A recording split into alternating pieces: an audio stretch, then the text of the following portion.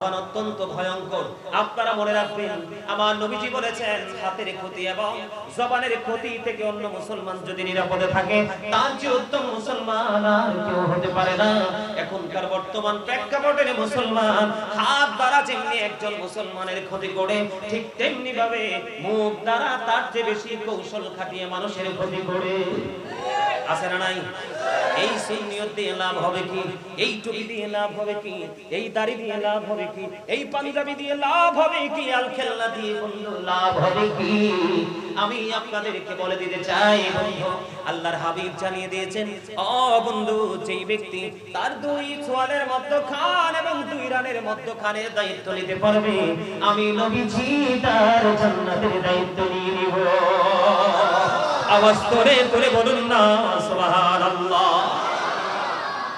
বুঝতে পেরেছেন? আমার আপনার প্রাণের রাসূল বলে দিয়েছেন, দুই সোয়াল মানে এই মুখটাকে বোঝানো হয়েছে, দুই ঠোঁটের মধ্যখান জবানকে বোঝানো হয়েছে, দুই রানের মধ্যখান মানে লজ্জাস্থানকে বোঝানো হয়েছে। এই দুইটা জায়গার দায়িত্ব যে নিয়ে নিতে পারবে, আমি নবীজি তার জান্নাতের দায়িত্ব নিয়ে নেব। জোরে জোরে বলুন সুবহানাল্লাহ। বন্ধুরে আমার, আমি আপনাদেরকে বলে দিতে চাই, সুগুলখোর অত্যন্ত ভয়ঙ্কর। ও বন্ধু, সুগুলখুরি এটা জিনার চাইতে বড় খারাপ। কি? আরে সুগুলখুরির মাধ্যমে সমাজের মধ্যে ফিতনা, খুনোখুনি, মারামারি সৃষ্টি হয়। কথা বলেন না কেন? ফিতনা তো অসাধ্য মিনাল কল। সমাজের মধ্যে ফিতনা সৃষ্টি করা হত্যার চেয়ে বড় জঘন্য অপরাধ। জোরে জোরে বলুন নাউজুবিল্লাহ। এখন কেন জবান দ্বারা হয় কি হয় না? আর জোরে বলেন হয় কি হয় না? আমার নবীজি যখন মেরাজে গেলেন, মেরাজে যাওয়ার পরে একটা সম্প্রদায়ের কাছে গেলেন, যাওয়ার পরে দেখতে পেলেন তার হাতের নখগুলো অনেক বড় বড় তামার নখ। কিসের নখ? তামার নখ, অনেক বড় বড় তামার নখ বন্ধু। এই তামার নখ দিয়ে সে তার মুখমণ্ডল এবং বুকের মধ্যে খামচাচ্ছে, খামচিয়ে বন্ধু গোশত আলাদা করে ফেলতেছে। আমার নবী জিবরাইলকে প্রশ্ন করেন, ভাই জিবরাইল, বলে দাও না এটা কারা রে জিবরাইল? এবার বন্ধু আমার রাসূলকে জানিয়ে দিলেন জিবরাইল, ইয়া রাসূলুল্লাহ, ইয়া হাবিবাল্লাহ, নবী গো, ও প্রাণের নবী, তারা দুনিয়ায় মানুষের গোশত খেত, তার মানে তারা গীবত করত। জোরে জোরে বলুন নাউজুবিল্লাহ। আর জোরে বলুন নাউজুবিল্লাহ। বন্ধুরে আমার, এখানেই শুধু ক্ষান্ত নয়, হযরত আবু হুরায়রা রাদিয়াল্লাহু তাআলা থেকে হাদিস কানা বর্ণিত, আপনার আমার প্রাণের নবীজি তিনি বন্ধু বলে দিয়েছেন, কাল হাসরের ময়দানে যারা সুগুলখুরি করেছেন, গীবত করেছেন, সমাজের মধ্যে হট্টগোল সৃষ্টি করেছেন, ঘরে ঘরে শান্তির বার্তাকে পালাতে বাধ্য করেছেন, অশান্তি সৃষ্টি করেছেন, ওই সমস্ত মানুষগুলোর সামনে যারা গীবত করেছিল, তাদেরকে যার গীবত করেছিল তার মৃত দেহটা তার সামনে নিয়ে যাওয়া হবে। তাকে বলা হবে, তুমি তার গোশত ভক্ষণ করো যেমনি ভাবে তার গোশত জীবিত ভক্ষণ করেছিলে। তখন কিন্তু সে বাঁচতে পারবে না, খাইতে হবে। আল্লাহর অর্ডার বন্ধু, সে চিবি গোশত খাবে আর মুখটাকে বেঞ্চাতে থাকবে, চিৎকার করতে থাকবে, কান্নাকাটি করতে থাকবে, আর গোশত খাইতে হবে। গোশত খাওয়া ছাড়া বিরত থাকতে পারবে না। আমি আপনাদেরকে বলে দিই, গীবত অত্যন্ত নোংরা জিনিস। আপনি যার বদনাম করবেন, যার বিরুদ্ধে সুগুলখুরি করবেন, তার পাপগুলো আপনার আমলনামায় আসবে, আর যার বদনাম করতেছেন তার আমলনামায় আপনার নেকগুলো ট্রান্সফার হয়ে যাবে। জোরে জোরে বলুন নাউজুবিল্লাহ। আর জোরে বলেন নাউজুবিল্লাহ। বন্ধুরে আমার, এটা অত্যন্ত ভয়ঙ্কর জিনিস, অত্যন্ত নোংরা জিনিস। এটা থেকে আপনাকে আমাকে পরিপূর্ণরূপে বন্ধু বেঁচে থাকতে হবে। অত্যন্ত ভয়ঙ্কর জিনিস। বন্ধুরে আমার, আল্লাহর হাবিব সাহাবায়ে কেরাম সহ নবীজি একটা জায়গায় দাঁড়িয়েছিলেন। হঠাৎ করে একটা দুর্গন্ধ আসলো। হঠাৎ করে যখন দুর্গন্ধ আসলো, সাহাবায়ে কেরাম প্রশ্ন করলেন, ইয়া রাসূলুল্লাহ, এই যে দুর্গন্ধ আসলো, ইয়া রাসূলুল্লাহ, এটা কি গো? আপনার আমার প্রাণের নবীজি সঙ্গে সঙ্গে জানিয়ে দিলেন, এটা হলো ওই ব্যক্তির দুর্গন্ধ যে আরেকজন মুমিনের বদনাম করতেছে, গীবত করতেছে। জোরে জোরে বলুন নাউজুবিল্লাহ। আর জোরে বলেন নাউজুবিল্লাহ। তার মানে আপনি যখন কারো গীবত করবেন, ও বন্ধু, আপনার থেকে দুর্গন্ধ ছড়াতে থাকবে। আমি আপনাদেরকে বলে দিতে চাই, এই যে গীবত করতেছেন, চুগলখড়ি করতেছেন, এই ঘরের ঝগড়া ওই ঘরে লাগাচ্ছেন, এই বাড়ির ঝগড়া ওই বাড়িতে লাগাচ্ছেন, এই দোকান থেকে ট্রান্সফার করে আরেক দোকানে লাগাচ্ছেন, এই বাড়ি রাস্তার মধ্যে অনেক ডিসটেন্স মাঝখানে ঝগড়া সৃষ্টি করে দিলেন, এটা আপনি আপনার উপর বড় ধরনের জুলুম করলেন। কি করলেন? জুলুম বুঝেননি? আরো জোরে বলেন না, জুলুম বুঝেননি? বন্ধুরে আবার করোনা কালে জুলুম নিয়ে ছোট্ট একটা গজল লিখেছিলাম, একটু কি শোনাবো? আরো জোরে বলেন। আমার লেখা, আমার সুর, আমি একটু কি শোনাতে পারি? শুনবেন? জুলুম যারা করলা বন্ধু, হারাইলা দুকুল, জনম জনম কি দিও তোমার হবে না মাসুল, একবার ভেবে দেখো না তোমার কোথায় ঠিকানা, একবার ভেবে দেখো না তোমার কোথায় ঠিকানা, একবার ভেবে দেখো না তোমার কোথায় ঠিকানা। এখনো তো আছে সময়, এখনো তো আছে সময়, বুঝো তোমার ভুল, জনম জনম কি দিও তোমার হবে না মাসুল, বলেন জনম জনম কি দিও তোমার। কথা কি বুঝতে পেরেছেন? আরো জোরে বলেন, আরো জোরে বলেন। আপনার আমার শেষ ঠিকানা কোথায় আমরা সবাই জানি। অত্যন্ত ভয়ঙ্কর বন্ধ। সারা জীবন মানুষের বদনাম আপনি করলেন, নামাজও পড়লেন। আমি আজকে বলে যাই, যিনি গীবত করার অভ্যাস আছে সে কখনোই নামাজি হতে পারে নাই। কারণ সূরা আনকাবুতের মধ্যে আমার আল্লাহ বলেছেন, ইন্নাস সালাতা তানহা আনিল ফাহশাই ওয়াল মুনকার, নামাজ মানুষকে খারাপ কাজ থেকে বাঁচিয়ে রাখে। যেই মানুষটা নামাজ পড়ার পরে সুদ খায়, যেই মানুষটা নামাজ পড়ার পরে মিথ্যা কথা বলে, যেই মানুষটা নামাজ পড়ার পরে পরের হক নষ্ট করে, বিশেষ করে গীবত বলতে বলতে নিজের জীবনের আমলগুলো বিনষ্ট করে দেয়, সে কখনোই নামাজি হতে পারে না। জোরে জোরে বলেন ঠিক না ঠিক? বন্ধুরে আমার, আমি আপনাদেরকে বলে দেই, এই যে গীবত করা, নিজের উপর নিজে জুলুম করা, একটু গভীরভাবে খেয়াল করেন। আল্লাহ রাব্বুল আলামিন বলেছেন সূরা ইউনূসের 44 নম্বর আয়াতে আমার আল্লাহ বলেছেন, ইন্নাল্লাহা লা ইয়াজলিমুন নাসা শাইআন ওয়ালাকিন্নান নাসা আনফুসাহুম ইয়াজলিমুন। আমার আল্লাহ বলেছেন, আল্লাহ বান্দার উপর জুলুম করে না, বান্দা নিজেই নিজের উপর জুলুম করে। যাবেন কই? ইও জামানের রাস্তা আছে নি চাচা? আছে রাস্তা? আল্লাহ বান্দার উপর কি করে না? অত্যাচার করে না। বান্দা নিজে নিজের উপর অত্যাচার করে। এবার পরেরটা শুনেন, আরো ভয়ঙ্কর। আল্লাহ জানিয়ে দিয়েছেন, আল্লাহু লা ইউহিব্বুজ জালিমিন, যারা অত্যাচারী, জালেম, যারা নিজের উপর নিজে জুলুম করে, আল্লাহ অত্যাচারীকে পছন্দ করে না, ভালোবাসে না। আমার আল্লাহ আরো বলে দিয়েছেন, আমারে জালিমিনা মিন আনসার, জালেমরা যখন বিপদে পড়ে আমার আল্লাহ তাদের জন্য কোনো সাহায্যকারীও রাখে না। বোঝার জন্য বলছি, জাস্ট এক্সাম্পল। এখানে দেখেন, মধ্য বয়স এবং মুরব্বী বাবারাই বেশি, ইয়াং ছেলেরা নাই। কেন নাই জানেন? এই না থাকার কারণ হলো, এটার জন্য বাবা মা দায়ী। 100% বাবা মা দায়ী। আপনাদেরকে ভুলে গেলে চলবে না। Every parent should take care their children very carefully. প্রত্যেকটা পিতামাতার উচিত সন্তানের দায়িত্ব যত্ন সহকারে পালন করা। আর আমরা সন্তান হিসেবে আমাদের উচিত we should Obi our parents. কারণ মা বাবাকে কষ্ট দেওয়া হারাম, তাদেরকে অমান্য করা হারাম, তাদের অবাধ্য হওয়া হারাম, তাদেরকে ভালোবাসা, সম্মান করা, রেসপেক্ট করা, এটা একজন সন্তানের জন্য ফরজ। আজকে আপনার সন্তান ভাই, এই যে মিয়া ভাই, আপনাদের কথাগুলো কিন্তু এখানে কাউন্ট হচ্ছে। এখানে তো আপনাদের কথা বলার কোনো দরকার নেই। আমি আবারও বলছি, আমি কি বলি আপনারা মন দিয়ে শুনেন। আমি বর্তমান প্রেক্ষাপটের উপরে টপিকস আকারে আজকে আলোচনা করব, লং করে কথা বলবো না। মা বাবাকে ভালোবাসা ফরজ, মা বাবাকে কষ্ট দেওয়া হারাম। এখনকার সন্তান কি সে মা বাবাকে যে ভালোবাসা ফরজ এটা কি জানে? জানে না। কেন জানে না জানেন? তার একটা মাত্র কারণ, সেটা হলো আল্লাহ রাব্বুল আলামিন বলেছেন, কুল ইন কুনতুম তুহিব্বুনাল্লাহা ফাত্তাবিউনি ইউহিব্বুকুমুল্লাহু ওয়া ইয়াগফিরু লাকুম যুনুবাকুম আল্লাহু গফুরুর রহিম। আল্লাহ রাব্বুল আলামিন বলেছেন, সে বলুন, ইফ ইউ ডু লাভ আল্লাহ, যদি তোমরা আল্লাহকে ভালোবেসে থাকো, ফলো মি মুহাম্মদ সাল্লাল্লাহু আলাইহি ওয়াসাল্লাম, মুহাম্মদ সাল্লাল্লাহু আলাইহি সাল্লামের অনুগত হয়ে যাও, আল্লাহ উইল লাভ ইউ, আল্লাহ তোমাদেরকে ভালোবাসবে, এন্ড ফরগিভ ইউর সিনস, আল্লাহ তোমাদের সমস্ত জীবনের গুনাহ মাফ করে দিবে। আওয়াজ করে বলেন সুবহানাল্লাহ। আর জোরে বলেন সুবহানাল্লাহ। এখন বলে হুজুর এই আয়াত কেন তেলাওয়াত করলেন? ওই যে বলেছি ইসলামের নির্দেশ হলো কি, আপনার আমার প্রাণের রাসূল, আপনি কিন্তু আপনার রাসূলকে, আপনি আপনার সন্তানকে প্রাথমিকভাবে যে শিক্ষা দেওয়ার দরকার ছিল, আপনি আপনার সন্তানকে সেই শিক্ষাটা দেননি। আল্লাহর হাবিব বলেছেন আদিবু আওলাদাকুম আলা সালাতি হিসালি হুব্বি নবীকুম ওয়া হুব্বি আহলি বাইতিহি ওয়া আলা কিরাতিল কুরআন। রাসূল বলেছেন বাবা যারা হয়েছেন, মা যারা হয়েছেন, আমি তাদেরকে বলি আবারও every parent should take care their children very carefully. প্রত্যেকটা পিতামাতার উচিত তাদের সন্তানের দায়িত্ব যত্ন সহকারে পালন করা, কারণ সন্তান অমানুষ হয় মা বাবার কারণে, আবার মানুষও হয় মা বাবার কারণে।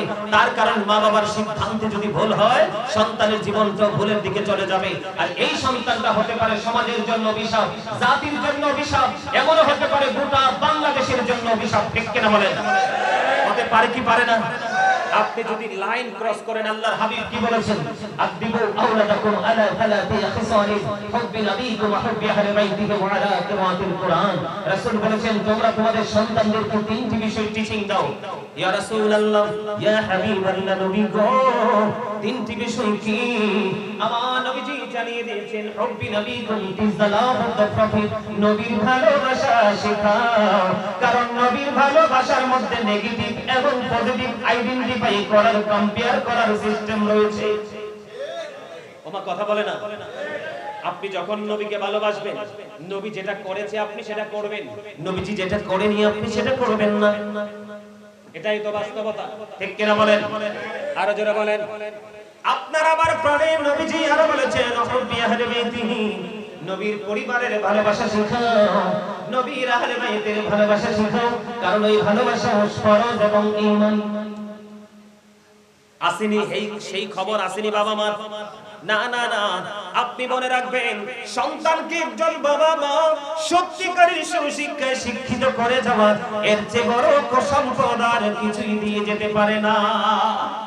আপনি মনে করেন বিঘায় বিঘায় জমি কিনে দিয়ে যাব, ও বন্ধু ডুপ্লেক্স বাড়ি করে দিয়ে যাব, ব্যাংক ব্যালেন্স করে দিয়ে যাব, এটা বাবা মার পক্ষ থেকে সন্তানের জন্য বড় নিয়ামত নয়। সবচেয়ে বড় নিয়ামত হলো দ্বীনের শিক্ষায় শিক্ষিত করে নূরের আলোয় আলোকিত করে দিয়ে যাওয়া। আপনার আমার প্রাণের রাসূল বলে দিয়েছেন ওয়া আলা কিরাতিল কুরআন, কোরআন তেলাওয়াত শেখাও। আজকে কি সেই শিক্ষা আপনার আমার মাঝে আছে? আমরা কি সন্তানকে দিচ্ছি না? পৃথিবী নিয়ে কম্পিটিশন করতেছি। আমি আপনাদেরকে বলে দেই সূরা আলে ইমরানের 185 নম্বর আয়াতের শেষ অংশে আমার আল্লাহ বলে দিয়েছে ওয়াল হায়াতুদ দুনিয়া ইল্লা মাতাউল গুরুর, এই দুনিয়ার জীবন, এই পৃথিবীর জীবন, এই জিন্দেগির একটা ধোঁকা। জোরে জোরে বলেন নাউজুবিল্লাহ। দুনিয়াটা কি? কথা বলেন। বলছে কে? পবিত্র কালামে হাকিম সূরা আলে ইমরান 185 নম্বর আয়াতের শেষ অংশে সন্তানকে সত্যিকারের শিক্ষা না দিয়ে ধন দৌলত টাকা পয়সা বাড়ি গাড়ি নিয়ে আপনি কম্পিটিশন করতেছেন। এখানে হাফেজ সাহেব রয়েছে, যেহেতু মাদ্রাসার অনেক স্টুডেন্ট আমি দেখতে পেয়েছি বন্ধু। কোরআন শরীফের 19 পারা সূরা শুআরা 88 নম্বর আয়াতে আমার আল্লাহ বলে দিয়েছেন ইয়াউমা লা ইয়ানফাউ মালু ওয়ালা বানুন। আল্লাহু আকবার। মজা হয় না? একবারে মজা নাই। খাবারে লবণ না দিলে খাবার খেতে পারবেন? কেন? মজা লাগবে না? Absolutely right answer. লবণ না দিলে যদি খাবারের মজা না হয়, আর মজা না হইলে যদি খাবার খাওয়া না যায়, ঠিক তেমনি ভাবে লবণ ছাড়া যেমনি খাবার স্বাদ হয় না, ঠিক তেমনি ভাবে আল্লাহ রাসূলের সাথে প্রেমের ডুরি লাগাইতে না পারলে আপনার কাছে কোনোদিনও আমল মজা লাগবে না। আর আমল যদি মজাই না লাগে, আপনাকে সারা জীবন প্রেসার ক্রিয়েট করে আপনাকে কি করানো যাবে না? আমল করানো যাবে না। কোরআন শরীফের 19 পারা সূরা শুআরা 88 নম্বর আয়াতে আল্লাহ বলেছেন ইয়াউমা লা ইয়ানফাউ মালু ওয়ালা বানুন, আপনার ধন সম্পদ সন্তান সন্ততি একটাও কাজে লাগবে না। কি করলেন? আরে সত্যিকারের মুমিনের কি মাথা ঠিক থাকতে পারে এই আলোচনা শোনার পরে? কথা বলেন, মাথা ঠিক থাকতে পারে?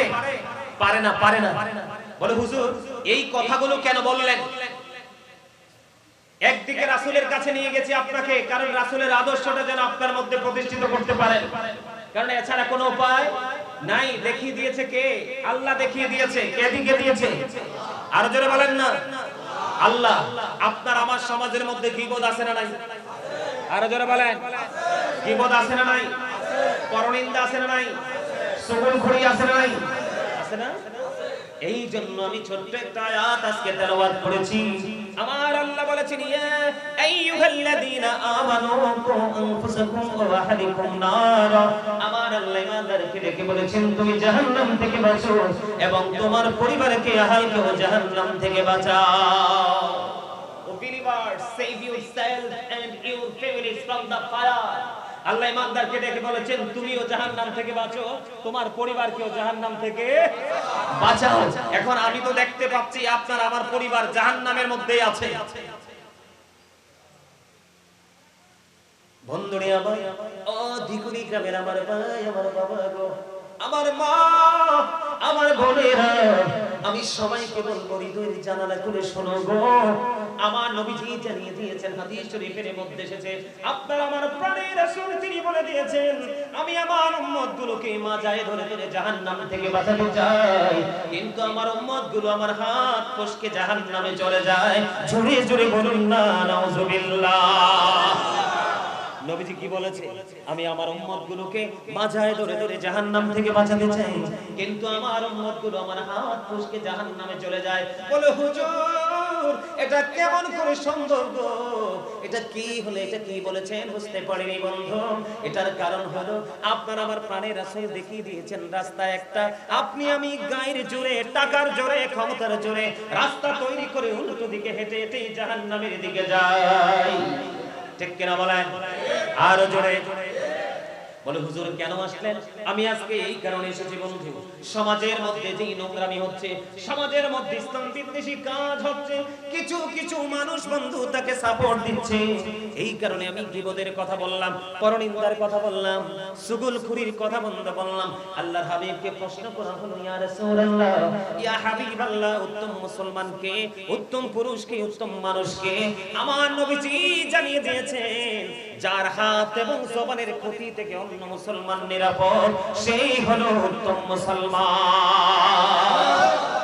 তার মানে আমার হাতের ক্ষতি থেকে আরেকটা মুসলমান কি নিরাপদ? তার মানে আমার হাত দিয়া কোনো মুসলমানের ক্ষতি হয় নাই। কথা বলেন না কেন? আমার হাত দ্বারা কোনো ইমানদার মুমিনের ক্ষতি হয় নাই। এরপরে রাসূল বলেছেন জবানের কথা বন্ধু, অত্যন্ত ভয়ঙ্কর হলো এই জবানটা, অত্যন্ত ভয়ঙ্কর। কত ভয়ঙ্কর আমি আপনাদেরকে বলে বোঝাতে পারবো না। নবীজি সংজ্ঞা করেছেন। নবীজিকে যখন প্রশ্ন করা হলো, ইয়া রাসূলুল্লাহ, ইয়া হাবিবাল্লাহ, আপনি আমাদের কোন জিনিসটা নিয়ে সংজ্ঞা পোষণ করেন? আমার নবীজি দেখিয়ে দিলেন এই জিহ্বাটাকে। জোরে জোরে বলুন নাউযুবিল্লাহ। তাহলে জবান অত্যন্ত ভয়ঙ্কর। আপনারা মনে রাখবেন, আমার নবীজি বলেছেন হাতের ক্ষতি এবং জবানের ক্ষতি থেকে অন্য মুসলমান যদি নিরাপদে থাকে, তার চেয়ে উত্তম মুসলমান আর কেউ হতে পারে না। এখনকার বর্তমান প্রেক্ষাপটে মুসলমান হাত দ্বারা যেমনি একজন মুসলমানের ক্ষতি করে, ঠিক তেমনি ভাবে মুখ দ্বারা তার চেয়ে বেশি কৌশল খাটিয়ে মানুষের ক্ষতি করে। আছে না নাই? এই সুন্নিয়ত দিয়ে লাভ হবে কি? এই টুপি দিয়ে লাভ হবে কি? এই দাড়ি দিয়ে লাভ হবে কি? এই পাঞ্জাবি দিয়ে লাভ হবে কি? আল খেলনা দিয়ে বন্ধু লাভ হবে কি? আমি আপনাদেরকে বলে দিতে চাই বন্ধু, আল্লাহর হাবিব জানিয়ে দিয়েছেন, ও বন্ধু, যেই ব্যক্তি তার দুই সোয়ালের মধ্যখান এবং দুই রানের মধ্যখানের দায়িত্ব নিতে পারবে, আমি নবীজি তার জান্নাতের দায়িত্ব নিয়ে নিব। আওয়াজ করে করে বলুন না সুবহানাল্লাহ। বুঝতে পেরেছেন? আমার আপনার প্রাণের রাসূল বলে দিয়েছেন, দুই সোয়াল মানে এই মুখটাকে বোঝানো হয়েছে, দুই ঠোঁটের মধ্যখান জবানকে বোঝানো হয়েছে, দুই রানের মধ্যখান মানে লজ্জাস্থানকে বোঝানো হয়েছে। এই দুইটা জায়গার দায়িত্ব যে নিয়ে নিতে পারবে, আমি নবীজি তার জান্নাতের দায়িত্ব নিয়ে নেব। জোরে জোরে বলুন সুবহানাল্লাহ। বন্ধুরে আমার, আমি আপনাদেরকে বলে দিতে চাই, চুগলখোর অত্যন্ত ভয়ঙ্কর। ও বন্ধু, চুগলখোর, চুগলখুরি এটা জিনার চাইতেও বড় খারাপ। কি? আর এই চুগলখুরির মাধ্যমে সমাজের মধ্যে ফিতনা, খুনোখুনি, মারামারি সৃষ্টি হয়। কথা বলেন না কেন? ফিতনাতু আশাদ্দু মিনাল কতল। সমাজের মধ্যে ফিতনা সৃষ্টি করা হত্যার চেয়ে বড় জঘন্য অপরাধ। জোরে জোরে বলুন নাউজুবিল্লাহ। এখন কেন জবান দ্বারা হয় কি হয় না? আর জোরে বলেন হয় কি হয় না? আমার নবীজি যখন মেরাজে গেলেন, মেরাজে যাওয়ার পরে একটা সম্প্রদায়ের কাছে গেলেন, যাওয়ার পরে দেখতে পেলেন তার হাতের নখগুলো অনেক বড় বড় তামার নখ। কিসের নখ? তামার নখ, অনেক বড় বড় তামার নখ বন্ধু। এই তামার নখ দিয়ে সে তার মুখমণ্ডল এবং বুকের মধ্যে খামচাচ্ছে, খামচিয়ে খামচিয়ে বন্ধু গোশত আলাদা করে ফেলতেছে। আমার নবী জিবরাইলকে প্রশ্ন করেন, ভাই জিবরাইল বলে দাও না এইটা কারা কারা রে জিবরাইল? এবার বন্ধু আমার রাসূলকে জানিয়ে দিলেন জিবরাইল, ইয়া রাসূলুল্লাহ, ইয়া হাবিবাল্লাহ, নবী গো, ও প্রাণের নবী, তারা দুনিয়ায় মানুষের গোশত খেত, তার মানে তারা বিপদ করত। জোরে জোরে বলুন নাউজুবিল্লাহ। আর জোরে বলুন নাউজুবিল্লাহ। বন্ধুরে আমার, এখানেই শুধু ক্ষান্ত নয়, হযরত আবু হুরায়রা রাদিয়াল্লাহু তাআলা থেকে হাদিস কানা বর্ণিত, আপনার আমার প্রাণের নবীজি তিনি বন্ধু বলে দিয়েছেন, কাল হাসরের ময়দানে যারা শুকর করেছেন, গীবত করেছেন, সমাজের মধ্যে হট্টগোল সৃষ্টি করেছেন, ঘরে ঘরে শান্তির বার্তাকে পালাতে বাধ্য করেছেন, অশান্তি সৃষ্টি করেছেন, ওই সমস্ত মানুষগুলোর সামনে যারা গীবত করেছিল, তাদেরকে যার গীবত করেছিল তার মৃত দেহটা তার সামনে নিয়ে যাওয়া হবে, তাকে বলা হবে তুমি তার গোশত ভক্ষণ করো, যেমনি ভাবে তার গোশত জীবিত ভক্ষণ করেছিলে। তখন কিন্তু সে বাঁচতে পারবে না, খাইতে হবে। আল্লাহর অর্ডার বন্ধু, সে চিবি চিবি গোশত খাবে আর মুখটাকে বেঞ্চাতে থাকবে, চিৎকার করতে থাকবে, কান্নাকাটি করতে থাকবে, আর গোশত খাইতে হবে। গোশত খাওয়া ছাড়া বিরত থাকতে পারবে না। আমি আপনাদেরকে বলে দিই, গীবত অত্যন্ত নোংরা জিনিস। আপনি যার বদনাম করবেন, যার বিরুদ্ধে চগলখড়ি করবেন, তার পাপগুলো আপনার আমলনামায় আসবে, আর যার বদনাম করতেছেন তার আমলনামায় আপনার নেকগুলো ট্রান্সফার হয়ে যাবে।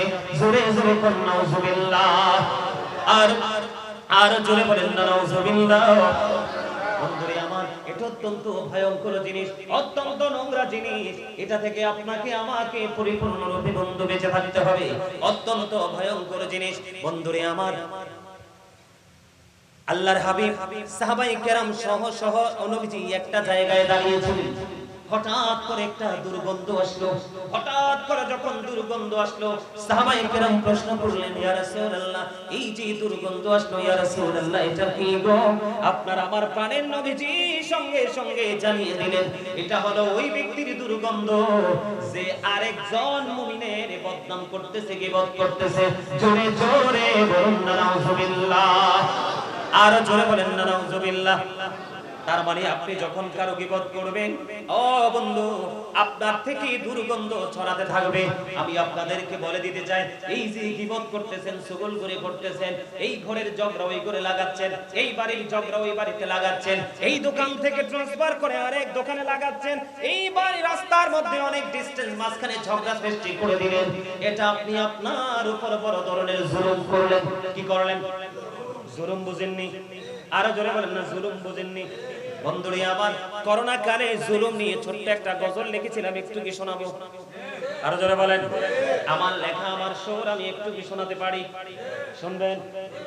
জুলুম যারা করলা বন্ধু, হারাইলা দুকুল, জনম জনম কি দিও তোমার হবে না মাসুল, একবার ভেবে দেখো না তোমার কোথায় ঠিকানা, একবার ভেবে দেখো না তোমার কোথায় ঠিকানা, একবার ভেবে দেখো না তোমার কোথায় ঠিকানা।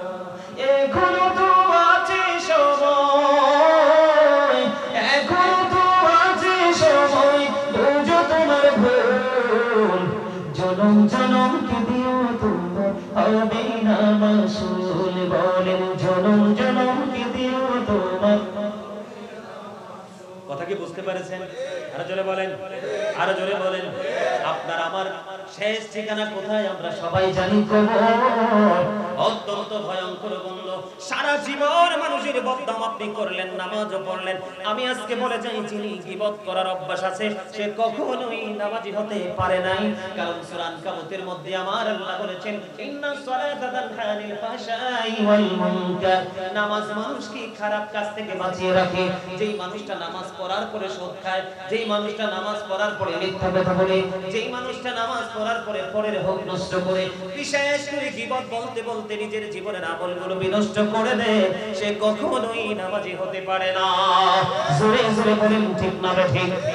বন্ধুরে আমার, আমি আপনাদেরকে বলে দেই, এই যে গীবত করা, নিজের উপর নিজে জুলুম করা, একটু গভীরভাবে খেয়াল করেন। আল্লাহ রাব্বুল আলামিন বলেছেন সূরা ইউনূসের 44 নম্বর আয়াতে আমার আল্লাহ বলেছেন, ইন্নাল্লাহা লা ইয়াজলিমুন নাসা শাইআন ওয়ালাকিন্নান নাসা আনফুসাহুম ইয়াজলিমুন। আমার আল্লাহ বলেছেন, আল্লাহ বান্দার উপর জুলুম করে না, বান্দা নিজেই নিজের উপর জুলুম করে। যাবেন কই? ইও জামানের রাস্তা আছে নি চাচা? আছে রাস্তা? আল্লাহ বান্দার উপর কি করে না? অত্যাচার করে না। বান্দা নিজে নিজের উপর অত্যাচার করে। এবার পরেরটা শুনেন, আরো ভয়ঙ্কর। আল্লাহ জানিয়ে দিয়েছেন, আল্লাহু লা ইউহিব্বুজ জালিমিন। যারা অত্যাচারী, জালেম, যারা নিজের উপর নিজে জুলুম করে, আল্লাহ অত্যাচারীকে পছন্দ করে না, ভালোবাসে না। আমার আল্লাহ আরো বলে দিয়েছেন, আমারে জালিমিনা মিন আনসার। জালেমরা যখন বিপদে পড়ে, আমার আল্লাহ তাদের জন্য কোনো সাহায্যকারীও রাখে না। হাদিস শরীফ, ছোট্ট একটা হাদিস, আপনারা জানেন কিনা জানি না, শুনেছেন নিশ্চয়। আল্লাহ রাসূল বলেছেন, যেই ব্যক্তি কোনো মানুষের দোষ দুনিয়ায় গোপন রাখবে, আমার আল্লাহ তার দোষ দুনিয়া এবং আখিরাতে গোপন রাখবে। জোরে জোরে বলুন সুবহানাল্লাহ। তাহলে আজকে দেখে আমরা গীবত করব না ছাড়বো? আরো জোরে বলেন, আরো জোরে বলেন। গীবত ছাড়তে হবে। কারণ হলো বন্ধু, আপনি যদি আমল শূন্য হয়ে যান, আপনার কবর অত্যন্ত ভয়ঙ্কর। আল্লাহর হাবিব বলে দিয়েছেন, আল কবরু রাওজাতুম মিন রিয়াদিল জান্নাতি ওয়া হুফরাতুম মিন হুফারিন নার। কবর জান্নাতের একটা বাগান হবে, জাহান্নামের একটা গর্ত হবে। যদি আপনি গীবত করতে করতে করতে করতে যদি আপনি কবরে যান, অত্যন্ত ভয়ঙ্কর খবর। এই পৃথিবীর বুকে আপনি অসুস্থ হলে হসপিটাল আছে, অভাবে পড়লে কোনো না কোনো মানুষ সাহায্য করার জন্য ছুটে আসে। কথা বলেন না কেন? আরো জোরে বলেন। আসে কি আসে না? কিন্তু ওপারটা এত ভয়ঙ্কর হবে বন্ধু, ওপারটা এত মারাত্মক হবে যে আমি আপনাদেরকে বলে বোঝাতে পারবো না। অত্যন্ত ভয়ঙ্কর আযাব ওই বন্ধু গীবতকারীদের জন্য অপেক্ষা করতেছে। কিন্তু দুঃখজনক হলেও সত্য, ওখানে যতই কষ্ট পান, আমার আল্লাহ বলেছেন, লা ইয়ামুতু, মরার কোনো সুযোগ নাই। আল্লাহ বলেছেন, ফিহা ওয়ালা ইয়াহইয়া, বাঁচারও কোনো সুযোগ নেই। আমার আল্লাহ বলে দিয়েছেন, ওমা হুমান হাবি গায়িবিন, ওখান থেকে পালাবার কোনো সুযোগ নাই। বাঁচতেও পারবো না, মরতেও পারবো না, পালাতেও পারবো না। তাহলে এটা ছাড়বো নাকি ধরবো? আরো জোরে বলেন না। বুঝতে পেরেছেন? ওই যে মরা ভাইয়ের গোশত খাইতে দেওয়া হবে, খাইতে হবে। লা ইয়ামুতু, মরার সুযোগ নাই। ফিহা ওয়ালা ইয়াহইয়া, বাঁচার সুযোগ নাই। ওমা হুমান হাবি গায়িবিন, ওখান থেকে পালিয়ে যাওয়ার কোনো সুযোগ নাই। আল্লাহ বলেছেন, people will not die that day, people will not be able to live that day, people will not be able to escape that day. বাঁচতেও পারবা না, মরতেও পারবা না সেদিন, পালাতেও পারবা না। তোমাদের জন্য খাবার কি বরাদ্দ আছে জানো? ভাইয়েরা আমার, আপনারা জানেন না। ও দিগুলির আমার ভাই, আমার বাবা, আমি আমার মা বোনদেরকে ডেকে ডেকে বলবো, তুমি তোমার ইচ্ছে মতো পৃথিবীতে খাবার খেতে পারো, যদিও তুমি কন্টিনিউ অপরাধের সাথে যুক্ত, কিন্তু বারটা হবে অত্যন্ত ভয়ঙ্কর। জাহান্নামীদের জন্য এই যারা গীবত করবে তাদের ঠিকানা হবে জাহান্নাম। আমার আল্লাহ বলে দিয়েছেন তাদের জন্য খাবার, হাদিস শরীফের মধ্যে আছে তিনাতুল খাবার। ইয়া রাসূলুল্লাহ, এই তিনাতুল খাবারটা কি? আমার নবীজি বলেছেন, আরেকটা জাহান্নামীর নিংড়ানো রক্তপুঞ্জ। ওমা নাউজুবিল্লাহ বলেন না কেন? আরে ভাই, একজন পচে যাবে, লিকুইড হবে, দুর্গন্ধ হয়ে যাবে, কিন্তু সেটা তাকে খেতে হবে। ওই যে বললাম না, আল্লাহর কোরআন হাদিস হইলে বলতো ফেক, ঠিক কি না? তো কোরআন তো অস্বীকার করার সুযোগ নাই। আল্লাহ বলেছেন, লা ইয়ামুতু, মরার সুযোগ নাই। ফিহা ওয়ালা ইয়াহইয়া, বাঁচার সুযোগ নাই। ওমা হুমান হাবি গায়িবিন, পালাবার সুযোগ নাই। করবেনটা কি? তাহলে আমরা কি করব? গীবত থেকে দূরে। চা দোকানে যত বেশি কম যাবেন, আপনার দ্বারা গীবত তত কম হবে। আমার কথা কয় না? আপনাদের এলাকায় কিছু ছাত্রা বউ আছে না? বউ, হাউস ওয়াইফ, গৃহিণী, যার কাজ শুধু রান্না করা, কি করা? দেখবেন ভাতের ডেক চুলা থেকে তোলার পরে আর ঘরে নেই, ডিউটি রাউন্ড একটা দিয়ে দেখবেন আবার আইছে। কথা বল না কেন? ভুল বলছি? যেটা মানুষের ঘরে ঘরে দৌড়া এটাই ডিস্টার্ব। তেঁতুল গাছে কি আসে? তাল গাছে, আম গাছে, নারকেল গাছে, আরে না নারকেল গাছে কলা ধরে। তাইলে আমি ভুল কইছি না?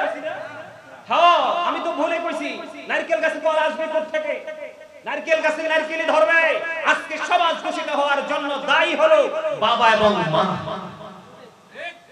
বিয়ে দেওয়ার সময় মেয়ের 1000 বার খবর নেবেন, ছেলে বিয়ে করানোর সময় মেয়ে বিয়ে দেওয়ার সময় ছেলের 1000 বার খবর নেবেন, তাহলে আর সমাজেই ভোগান্তি পোহাতে হবে না। এখনকার ছেলেরা ধর্মভীরু নয়, এটা হলো আরেকটা টপিক। গীবত নিয়ে যতটুকু বোঝার আশা করি বুঝে গেছেন, আর বেশি বললে ভুলে যাবেন। এবার আসেন বর্তমান সমাজ দিয়ে আরেকটা আলোচনা করতে চাই, করব। আপনার কাছে থাকার কথা কোরআন, আপনার কাছে আছে মোবাইল। কথা বলেন না কেন? ছোট্ট ছোট্ট টপিক। এখনকার ছেলেরা আল্লাহ রাসূলের প্রেমে মগ্ন না, গান বাদ্যযন্ত্র নিয়ে পাগল। কথা বলেন না কেন? সেটার জন্য দায়ী হলো বাবা মা। ওই যে বলেছি হাদিস শরীফ শিক্ষা তো দেন নাই। আমার দিকে তাকান, আল্লাহ রাসূলের হাদিস, the music and musical instrument will be increased. কিয়ামতের পূর্বক্ষণে গান বাদ্যযন্ত্র বেড়ে যাবে, এটা কিয়ামতের অন্যতম একটা আলামত। নাউজুবিল্লাহ বলেন আরো জোরে। বিয়ের কথা হলেই বন্ধু মিউজিক ব্যান্ড পার্টি, সুন্নাতে খাতনা হলেই বন্ধু মিউজিক শুরু হয়ে যায়। আমি আপনাদেরকে বলি, ছোট্ট টপিক দিয়ে দেই। আমার আপনার প্রাণের রাসূল বলে দিয়েছেন, মাঠে পানি দিলে যেমনি ফসল জন্ম হয়, গান থেকেও তেমনি মানুষের মনের গড়ে নোংরামি তৈরি হয়। আওয়াজ করে নাউজুবিল্লাহ। নবীজির কথা কি অবিশ্বাস করার কোন সুযোগ আছে? হযরত মুহাম্মদ সাল্লাল্লাহু আলাইহি সাল্লাম was born in Arab country. His father's name was Abdullah, his mother's name was Jamila. His father had died before he was born. He lost his mother in his childhood. He was very truthful. ইহুদি নাসারারা পর্যন্ত বলেছেন he was very truthful. আপনার আমার প্রাণের নবীজি ছিলেন শ্রেষ্ঠ সত্যবাদী। আওয়াজ করে করে বলুন না সুবহানাল্লাহ, আর জোরে বলুন সুবহানাল্লাহ। আমার নবীজি বলেছেন, গানের আসরে যাওয়া পাপী লোকের কাজ। কান দিয়ে মন দিয়ে গান শোনা ফাসিকদের কাজ। গান শোনার পরে বলে ও ফ্যান্টাস্টিক, আছে না নাই?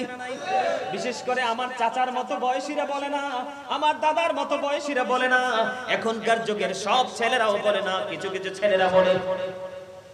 যেই ব্যক্তি গান শোনার পরে বলল ফ্যান্টাস্টিক, ভেরি সুইট অথবা ভেরি নাইস, এইটা বলার সাথে সাথে আমার নবী বলেছেন, গান শোনার পরে যে মজা নিল, আমার নবীজি বলেছেন সে যেন কুফরি করে ফেলল। মনে রাখবেন হাদিস শরীফ 3টা অপশন।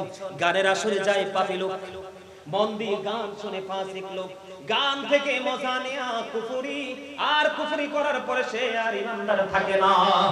আমার নবীজিকে প্রশ্ন করা হলো, কি অত্যন্ত ভয়ঙ্কর একটা হাদিস শরীফ শোনেন। আমার নবীজি বললেন, কিয়ামতের পূর্বক্ষণে এক শ্রেণীর মানুষের চেহারাটা বিকৃত হয়ে যাবে, মাটির মধ্যে গ্রথিতকরণ করা হবে। ইয়া রাসূলুল্লাহ, ইয়া হাবিবাল্লাহ, নবী গো, ও প্রাণের নবী, সেই মানুষটা কি তাওহীদ মানবে না? আমার রাসূল বলেছেন সে তাওহীদ মানবে। ইয়া রাসূলুল্লাহ, সে কি রিসালাত মানবে না? আমার নবীজি বলছেন সে রিসালাত মানবে। ইয়া রাসূলুল্লাহ, তারপরে কি তার এই সাজাটা বহাল থাকবে?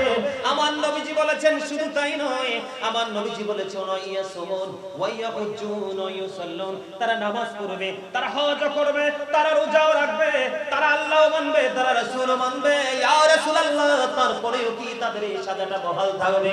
নবীজি বললেন হ্যাঁ হ্যাঁ, তারপরেও তাদের এই সাজাটা বহাল থাকবে, কারণ তারা গান বাদ্যযন্ত্র প্রেমিক হবে। জোরে জোরে নাউজুবিল্লাহ। গান বাদ্যযন্ত্রের প্রেমিক হবে এবং মদের আসর সাথে বসাবে। নাউজুবিল্লাহ বলেন না কেন? আল্লাহ কোরআন করে দেখেন, আল্লাহ বলেছেন ইন্নামাল খামরু ওয়াল মাইসিরু ওয়াল আনসাবু ওয়াল আজলামু রিজসুম মিন আমালিশ শাইতান। জোরে জোরে বলুন নাউজুবিল্লাহ। একবার বলেন আল্লাহু আকবার।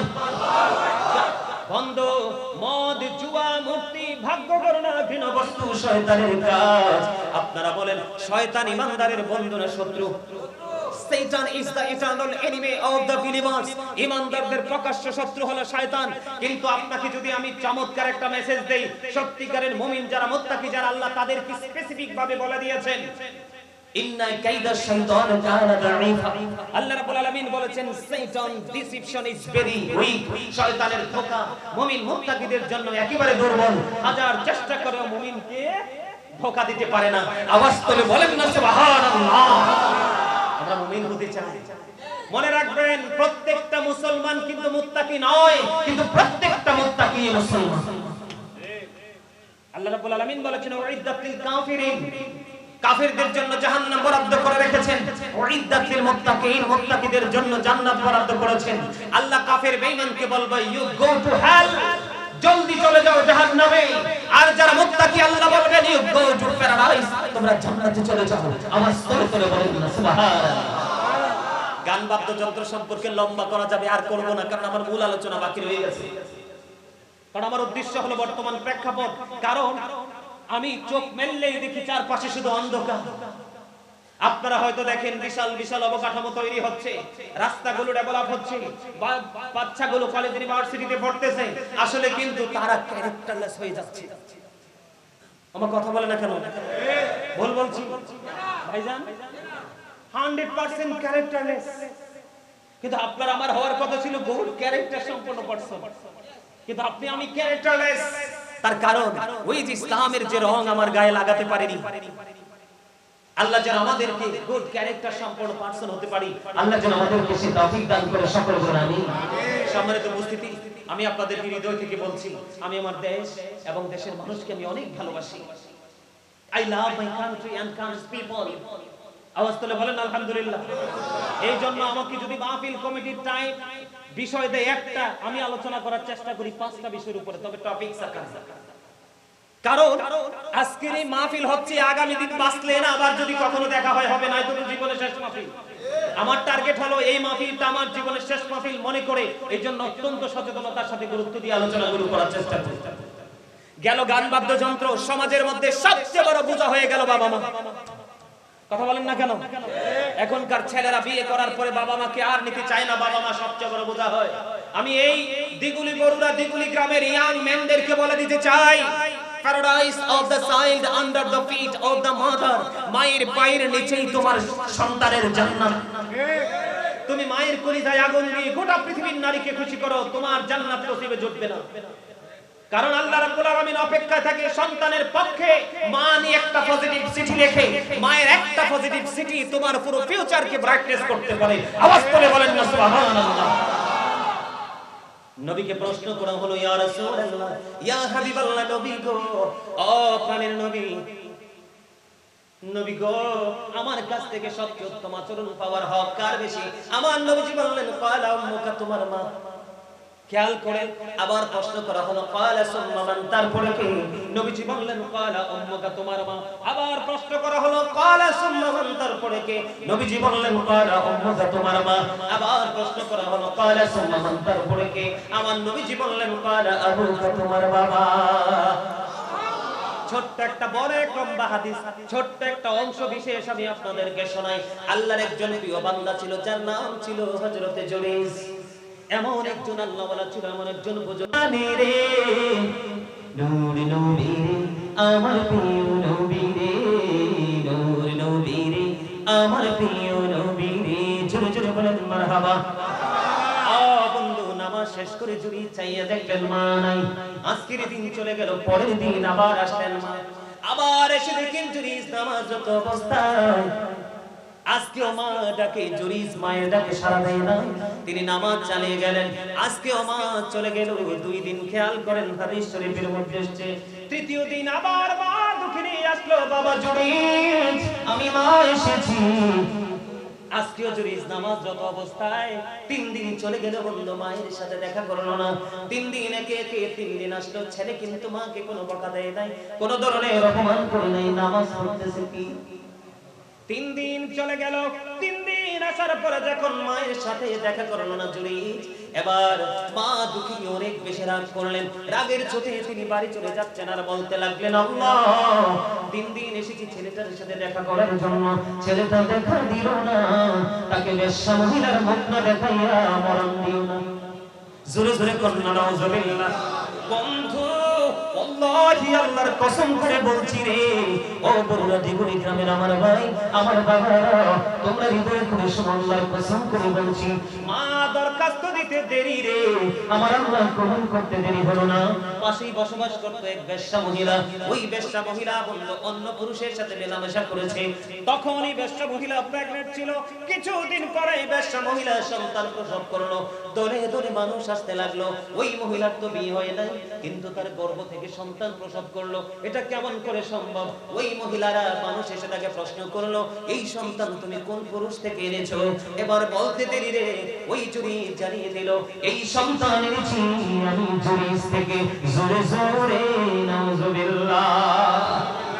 অথচ সরল মনা জুরি যেসব কিছুই জানে না, কিচ্ছু জানে না। ও বন্ধু, এবার মানুষগুলো যে দেখবেন, চোর যদি কন্টিনিউ চুরি করে মানুষের ফিলিংস থাকে না, কিন্তু মসজিদের ইমাম সাহেব যদি ছোট্ট একটা অপরাধ করে 100 গুণ পানিশমেন্ট দেয় মানুষ। কথা বলেন না কেন? ভুল বললাম নি কোন? ঠিক না? এবার বন্ধু মানুষ উৎসুক জনতা কি করলো, দৌড় চলে আসলো, হুজুর হযরতে জুরিসকে প্রহার শুরু করলো, টেনে হেসে তার হুজরা থেকে বের করে ফেললো। ও বন্ধু, তার হুজরাটা ভেঙে ফেললো। হুজরাটা যখন ভেঙে ফেলতেছে, আর ওই সরল মনা জুরিস দেখে দেখে বলে, আমার কি অপরাধ, আমি কি করেছি, আমাকে এভাবে প্রহার করছো? তুমি বেশ্যা মহিলার সাথে মেলামেশা করে অবৈধ সন্তান নিয়েছো। এবার আল্লাহওয়ালা জুরিস এমন একজন বুজুর্গ ছিল, এমন একজন আল্লাহওয়ালা ছিল বন্ধু। এবার আল্লাহওয়ালা জুরিস একটা ডাক দিয়ে বললেন, তোমরা আমাকে একটা ঘটি পানি দাও। এবার জুরিসকে একটা ঘটি পানি দেওয়া হলো। পানি দেওয়ার পরে জুরিস ওযু বানালেন, ওযু বানাইয়া জুরিস নামাজ পড়লেন।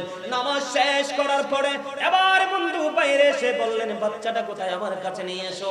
অসংখ্য মানুষ চতুর্দিকে ভিড় জমিয়েছে ওই দৃশ্য দেখার জন্য।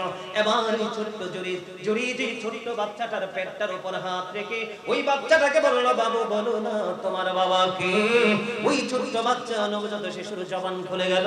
ওই ছোট্ট বাচ্চা দেখিয়ে দিলেন, ওই রাখাল আমার বাবা।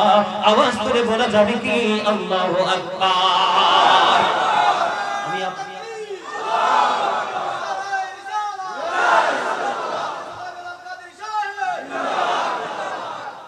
সুন্নিয়তের প্রেমের বাগানে স্লোগান নিয়ে দিলে প্রেম জমে না, ঠিক না বেটি?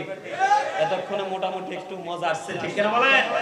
বন্ধুরি আমার, আমি আপনাদেরকে বোঝাই, চুরি যেমন আল্লাহ বলা, আপনি আমি যদি সারাদিন একটা বাচ্চার বুকের উপর পেটের উপর হাত দিয়ে বলে, বাবু কথা বলো, বলবে না। কিন্তু চুরি যেমন আল্লাহওয়ালা বুজুর্গ ছিল, হাতটা দিতে দেরি রে, বাচ্চাটা কথা বলতে দেরি করলো না। ও বন্ধু, ওই চুরি যদি মায়ের অভিশাপের কারণে যদি বন্ধু তার চরিত্রে কলঙ্ক লাগে রে, তুমি আমি তো জরিজের মতো না।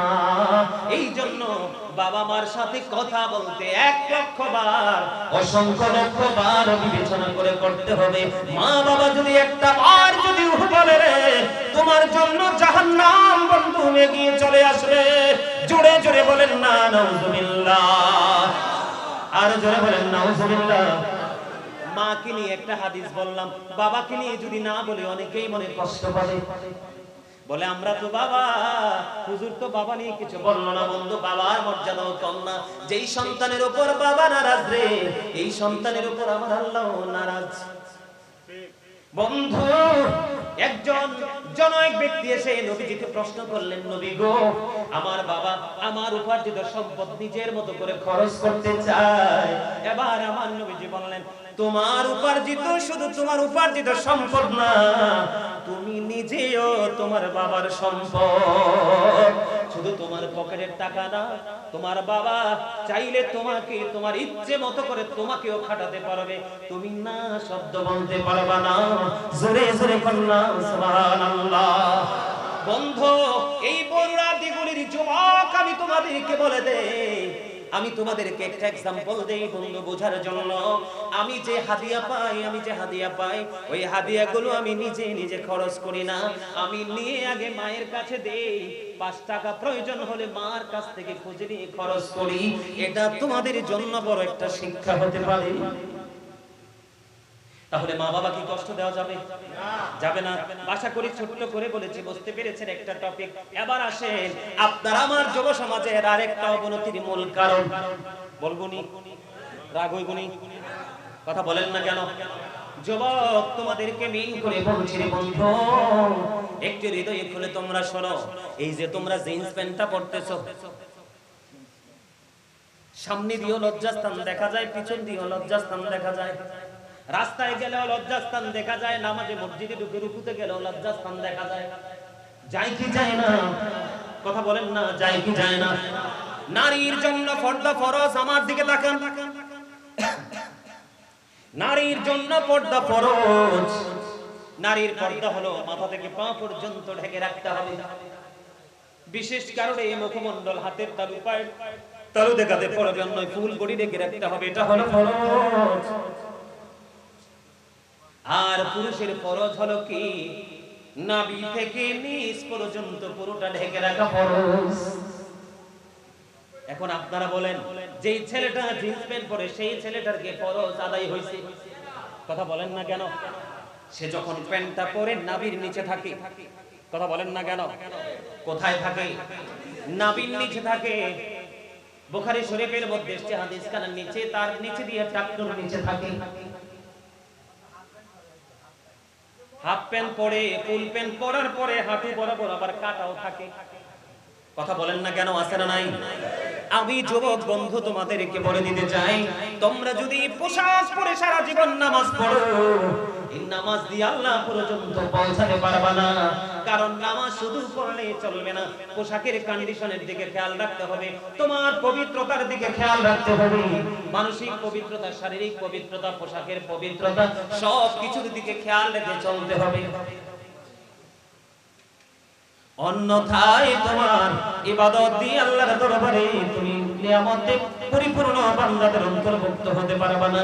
একদিন মসজিদের মধ্যে আমার নবীজি অবস্থান করতেছেন, এক ব্যক্তি এসে নামাজের নিয়ত করলেন। এদিকে তাকান। নামাজের নিয়ত বাঁধার পরে নবীজি বললেন, তুমি ওযু করে আসো। তিনি নামাজ ভেঙে ওযু করতে গেলেন। ওযু শেষ করে এসে তিনি আবার নামাজের নিয়ত বাঁধলেন। নবীজি আবার বললেন, তুমি ওযু করে আসো। আবার তিনি ওযু করে আসলেন, এসে তিনি আবার নামাজের নিয়ত বাঁধলেন। আমার নবীজি বললেন, তুমি ওযু করে আসো। হুজুর আয়েশা গেছে দেন, তাকবীর দেন না। ওই যে মাইক্রোফোন ওখানে আছে, স্লোগান দেন।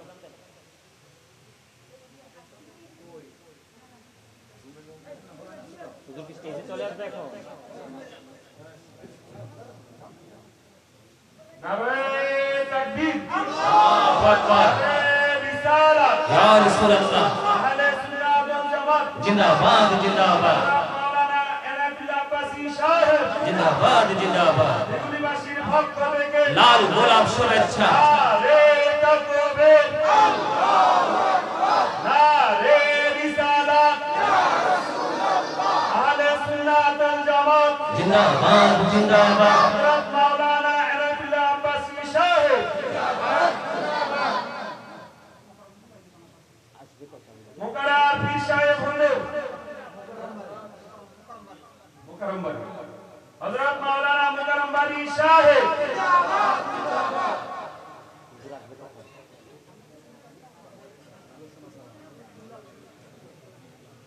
সম্মানিত উপস্থিতি, তো বারবার আল্লাহর হাবিব বললেন, কি করে আসো?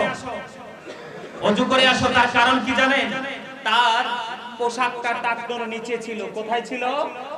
কথা বলেন না কেন? তার মানে টাকনোর নিচে পোশাক রেখে কি করা যাবে না।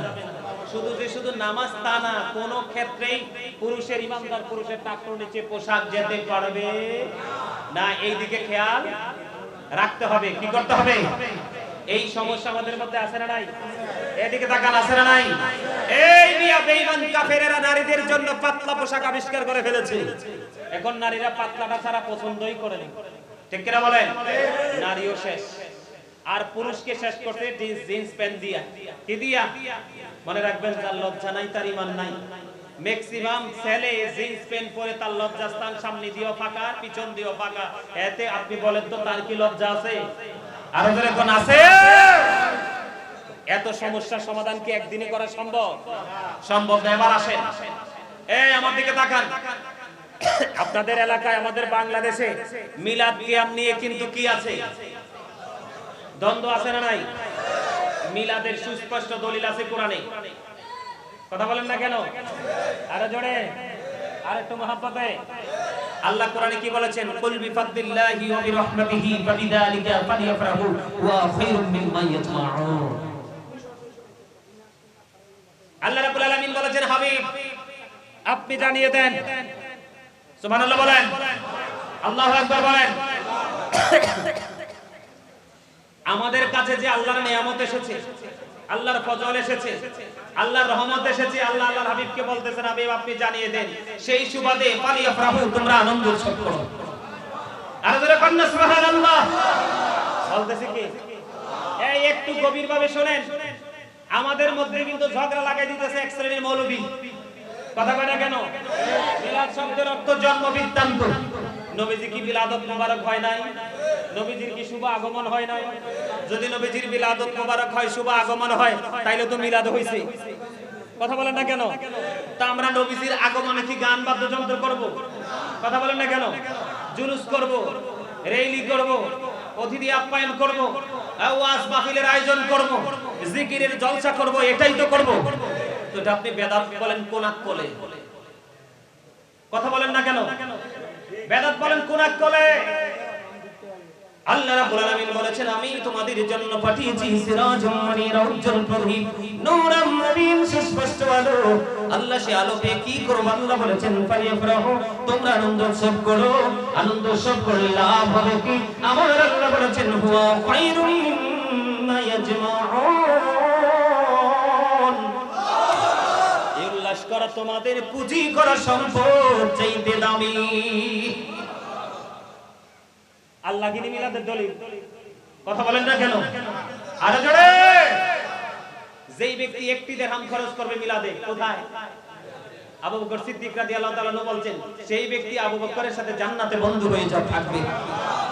আপনি কি চান? আবু বকর কি সস্তা জিনিস, সোজা জিনিস? আরে এত বড় নিয়ামত আপনি বলেন বেদাত। বেদাত বললে কি মানবেন? এই মিলাদের মধ্যে যত আমল করা হয়, একটা আমল, প্রত্যেকটি আমলের দলিল কোরআনে আছে। কথা বলেন না কেন? কোরআন তেলাওয়াতের দলিল কি কোরআনে নাই? তো আমরা শুরু তো করি কোরআন দিয়ে। কথা বলেন না কেন? এরপরে কি করি? দুরূদ পড়ি, পড়ি কি পড়ি না? তো আমরা দেখেন না, আমরা সুন্নি আলেমরা সবাই, আরেকটা কথা মনে রাখবেন, আহলুস সুন্নাহ ওয়াল জামাত ইজ দ্য বেস্ট পার্টি। একমাত্র আহলুস সুন্নাহ ওয়াল জামাতের অন্তর্ভুক্ত মানুষগুলোই জান্নাতে যাবে, বাকিগুলোর ঠিকানা উল্টা দিকে। You have to go to hell. বিলাদ বিদাত বলে নবীর সাথে বেয়াদবি করেছো, তোমার ঠিকানা হবে জাহান্নাম। কেউ আটকাতে পারবে না। কথা বলেন না কেন? দুরুদের দলিল কোরআনে নাই? আর যারা বলেন আছে না নাই? জিকিরের দলিল এতক্ষণ দিছি না আগে আগে? কথা বলেন দিছি কি দিছি না? তাহলে সবগুলো আমল মিলাদের কোথায় আছে? কোরআনে। বুঝি নাই? হুজুর না পড়বো? আচ্ছা আমি একটু পড়বো। আচ্ছা ঠিক আছে, এদিকে তাকান। এই আপনারা হজে গেছেন না? কথা বলেন না কেন? আরে হজে গেছেন কি গেছেন না? গেছেন তো। নবীজির রওজায় গেলে বসনের সুযোগ আছে নি? আরে দাঁড়াইবার কি সুযোগ দেয় মিয়া? বসবেন কোত্থেকে? কথা ঠিক না বেঠি? আমি যখন মদিনায় গেলাম, মদিনায় যাওয়ার পরে নবীজির রওজা মোবারক যখন জিয়ারত করলাম, তখন নবীজির কিয়ামের দলিল ওখানেও পেয়ে গেলাম। বলো হুজুর কেমনে? ওই এক দরজা দিয়ে ঢুকো আর এক দরজা দিয়ে বের হও। আরে আমি তো দাঁড়াইতে চাইছি, তোমরা এখানে দাঁড়াইলে কেউ বেদাত, ওখানে আশিকরা দাঁড়াইতে চায়, দাঁড়াইবার সুযোগ নাই। ঠিক কি না বলেন? কোন কিতাব পড়ছো মিয়া? ভালো কিতাব পড়ার সৌভাগ্য হয় নাই। সারা জীবন খালি খয়রাত করতে করতে করতে করতে মোল্লা হইছো। আজকে মিলাদ পড়লে দূরে বেদাত ফতোয়া দাও। তোমার দুই পকেট পড়া বেদাত। কথা বলেন না কেন? আরে জোরে। যারা বেদাত বলে তাদের চারপাশে খোঁজ নিয়ে দেখেন, বেদাতের একবারে বাসা বেঁধেছে। কথা বলেন না কেন? আরে জোরে। সম্মানিত উপস্থিতি, সাহাবাই কেরাম। হাসান ইবনে সাবিত তো মসজিদে নববীর মিম্বরে দাঁড়াইয়ে নবীজির শান গাইছে, বৈশা তো গায় নাই। হাসান ইবনে সাবিত মসজিদে নববীর মিম্বরে দাঁড়িয়ে দাঁড়িয়ে নবীজির শান গেয়েছেন, বসে বসে গায়নি। তো হাসান ইবনে সাবিতের তুলনায় আপনি আমি তো অনেক অপরাধী। আমার তো আরো বেশি বেশি করে एग्जांपल যদি দেই, দলিলের তো কোনো প্রয়োজন নাই। আমি মনে করি বুদ্ধিমান মানুষের জন্য আমাদের কাছে সমাজের কোন নেতা আসলে আমরা তাকে দাঁড়িয়ে সম্মান করি না? কথা বলেন না কেন? যারা বেদাত বলে ফতোয়া দেয়, জাতীয় সংগীত গাওয়ার সময় বুকে হাত দিয়ে উমারে মা এত নরম হইয়া গায়, আর আমরা নবীর প্রেমে আশিকরা দাঁড়াইয়া নবীকে সালাতু সালাম দিলে তো মা তারা বহু বেগুন বেদাত। নাউজুবিল্লাহ কোন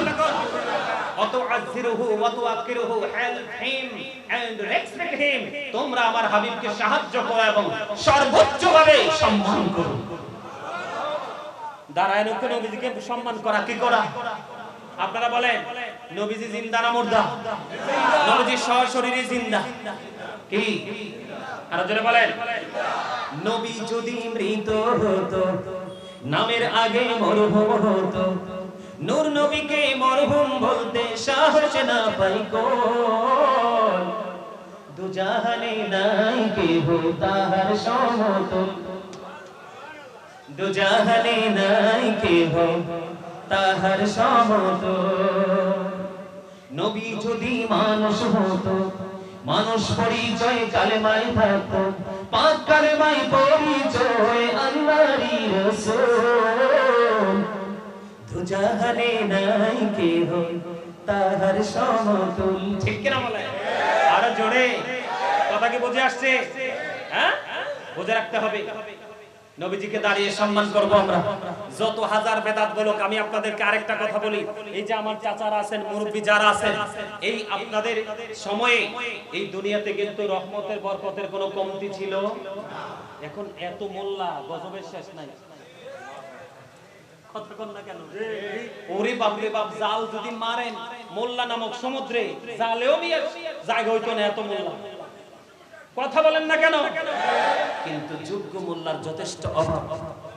সমাজ, আপনারা যারা সাধারণ মানুষ আপনাদের দোষ নাই তো, আপনারা যোগ্য আলেম পাচ্ছেন না বলে বাড়ির নাগালে একজন আছে, এটা কিন্তু ভালো কিছু জানে না। এটার কাছে যে জিজ্ঞাসেন আনতাজি যদি একটা উত্তর না দেয় তাহলে তো প্রেস্টিজে লাগবে, হুট করে মেরে দিছে, আপনিও গ্রহণ করছেন। একদিন কোথায় যে গেলাম উত্তর দিকে এক মাহফিলে, বুঝছেন, সুবহানাল্লাহ বলতে বলি ওরা বলে না, আলহামদুলিল্লাহ বলতে বলি বলে না, আল্লাহু আকবার বলতে বলি বলে না, দুরূদ পড়তে বলি বলে না। সভাপতি সাহেব আমার বাম দিকে ছিল, আমার ভাইয়ের মতো, বাম দিক দিয়ে আমাকে ডাইকা বলে, হুজুর একটা কথা বলবো। আমি কে বলেন? হুজুর এরা বলবে কোত্থেকে, এই আশেপাশে একবারে পোটলায় ভরে গেছে। আমি বললাম কেন? কয় হুজুর কেমনে বুঝাইতাম, মানুষ হা করতে পারে না, এই বেদাত বেদাত বেদাত। নাউজুবিল্লাহ বলেন না। নোয়াখালী থেকে এক ভদ্রলোক মুরব্বি, উনি মৃত্যুবার্ষিকী উপলক্ষে আত্মীয় স্বজনকে খাওয়াবে। এখন পাশে বেদাত ফতোয়া দেওয়ালা লোকের আছে, বলতেছে আপনার বাড়িতে খাওয়ানোর দরকার নাই, আমাদেরকে দিয়ে দেন। ওই ভদ্রলোক বলতেছে আমার বাড়িতে খাওয়ানো যদি বেদাত হয়, আপনার মাদ্রাসায় খাওয়ানো জায়েজ কেমনে হয়? কারণ এখানে যদি মানুষ খায়, এখানেও তো মানুষ খাবে, তাহলে আমারটা বেদাত কেন? কথাকে বুঝতে পেরেছেন? সম্মানিত উপস্থিতি, এই বিষয়গুলো নিয়ে কথা বললে অনেক সময় লাগবে। কি লাগবে? অনেক সময় লাগবে। এটা আপনাকে আমাকে কি করতে হবে? বুঝতে। আরো জোরে বলেন, কি করতে হবে? বুঝতে হবে। তো মিলাদ এগুলো দলিল কোরআনে আছে, হাদিসে যাওয়া লাগবে না। এটা প্রেমের বিষয়, মহব্বতের বিষয়। যার সিনায় যত বেশি মহব্বত, সে তত বেশি নবীর প্রেমে মিলাদ পড়বে, দুরূদ পড়বে। কথা বলেন না কেন? আরো জোরে। আমরা আল্লাহর হাবিবের সাথে প্রেম করতে চাই কি চাই না? প্রেমের ডুলি লাগাইতে চাই কি চাই না? আমাদের সেই প্রত্যাশা আছে কি আছে না? সম্মানিত উপস্থিতি, আবার অনেকে বলে মিলাদ পড়া বেদাত কেন বলে জানেননি? যারা বেদাত বলে তারা মনে করে যে নবীজি মনে হয় আমাদের মতো। নাউজুবিল্লাহ। আরো জোরে বলেন, নবীজি কার মতো? নবীজি কখনোই আমাদের মতো হতে পারে? নবীজি আজ থেকে ১৫০০ বছর আগে বলেছেন, ক্বালা ইনকুম মিসলি, তোমরা কে আছো আমার মতো? কেউ কিন্তু হাত তোলে নাই। সকলে বলুন আলহামদুলিল্লাহ। আপনারা বলেন না কেন? সম্মানিত এগুলো নিয়ে যান।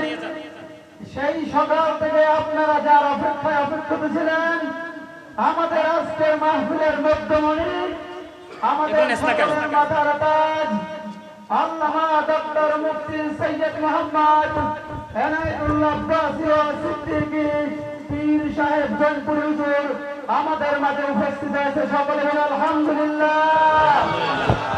আমরা তাকবীরের সহিত হুজুরকে বরণ করে নিব। নারায়ে তাকবীর, নারায়ে তাকবীর, নারায়ে রিসালাত। আব্বাসী হুজুরের আগমন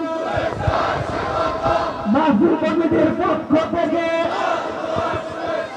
আল্লামা ডক্টর মুফতি সৈয়দ মোহাম্মদ এনায়েতুল্লাহ আব্বাসী হুজুরের আগমন শুভেচ্ছার স্বাগতম। দিগুলিয়া কেন্দ্রীয় বিদ্যামন্ডলের পক্ষ থেকে লাল গোলাপ শুভেচ্ছা। নারায়ে তাকবীর, নারায়ে তাকবীর,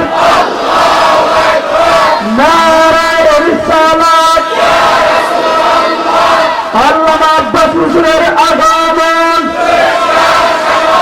শুভেচ্ছার স্বাগতম। মাহফিল কমিটির পক্ষ থেকে লাল গোলাপ শুভেচ্ছা। নারায়ে তাকবীর, নারায়ে তাকবীর, নারায়ে রিসালাত। আল্লামা আব্বাসী হুজুরের আগমন মাহফিল কমিটির পক্ষ থেকে নারায়ে তাকবীর।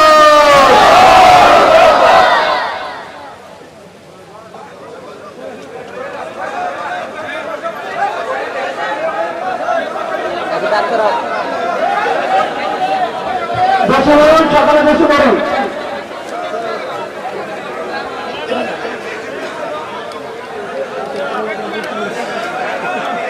টাকা টাকা টাকা মন পাই কেটা কি শুরু শুরু হলো